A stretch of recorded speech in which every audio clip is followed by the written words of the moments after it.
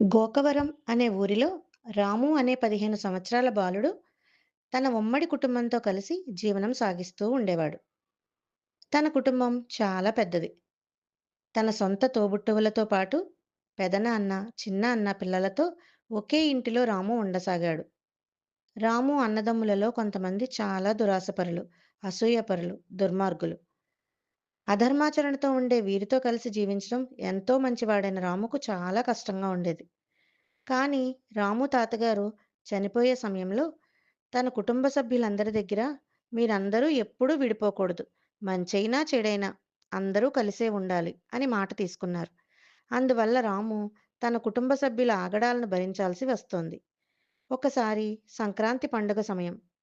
కొత్త పంటలు ఇంటికి చేరుకునే సమయం. కోతలు కోసి, కుప్పలు నూర్చి, ధాన్యం రాసులు పోసి, రేపో మాపో రైతులు వారి పంటలను ఇళ్లకు తీసుకువెళ్ళడానికి సిద్ధపడుతున్న వేళ. ఊరిలో అందరూ ఎంతో ఆనందంగా ఉన్న సమయంలో రాము అన్నదమ్ములు ఊరిలోని ప్రజల ఆనందంగా ఉండడం చూడలేక వచ్చిన పంటకు రాత్రికి రాత్రే నిప్పు పెట్టి నాశనం చేయాలని పథకం వేసుకుంటారు. ఈ పథకం రాము చెవిన పడింది. రాము తన అన్నదమ్ముల ఆగడాలను సహించలేక ఎలా అయినా వారి పథకం ఫలించకుండా చేయాలని అనుకుంటాడు. కానీ వారిని తను అడ్డుకుంటే తన అన్నదమ్ములు తనపై ద్వేషం పెంచుకుంటారేమో, ఇంటి నుంచి వాళ్ళు వెళ్ళిపోవడమో లేక తనని గెంటివేయడమో చేసి వాళ్ళు తనకు ఎక్కడ దూరమైపోతారోనని భయపడసాగాడు. కానీ వారు చేయబోయే దురాగతం తలుచుకుంటే రాము సహించలేకపోతున్నాడు.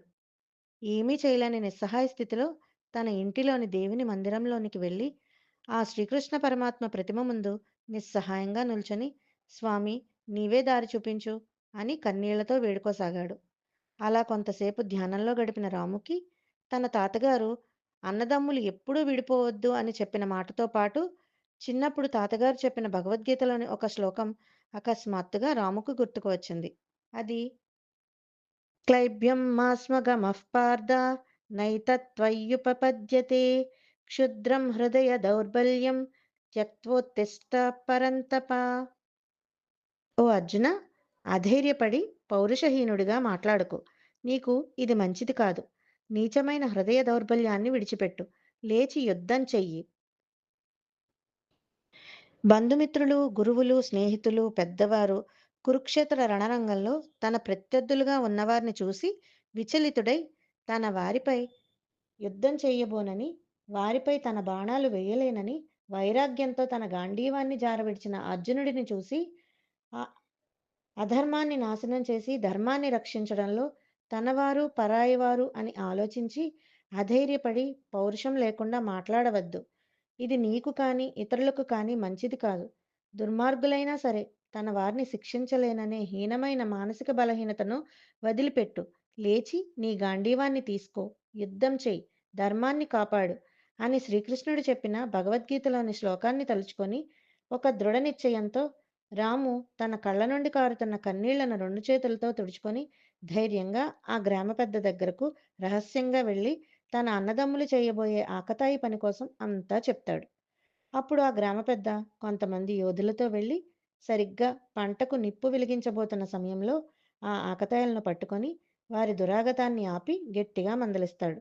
దానితో రాము అన్నదమ్ములు బుద్ధి తెచ్చుకొని ఇక ఎప్పుడూ తప్పు పనులు చేయమని రాముతో పాటు ఊరందరికీ మాటేస్తారు.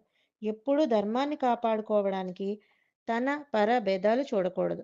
అధర్మం చేసే వ్యక్తి ఎంత పెద్ద గొప్పవాడైనా వారి తప్పును ఆపడానికి భయపడకూడదు.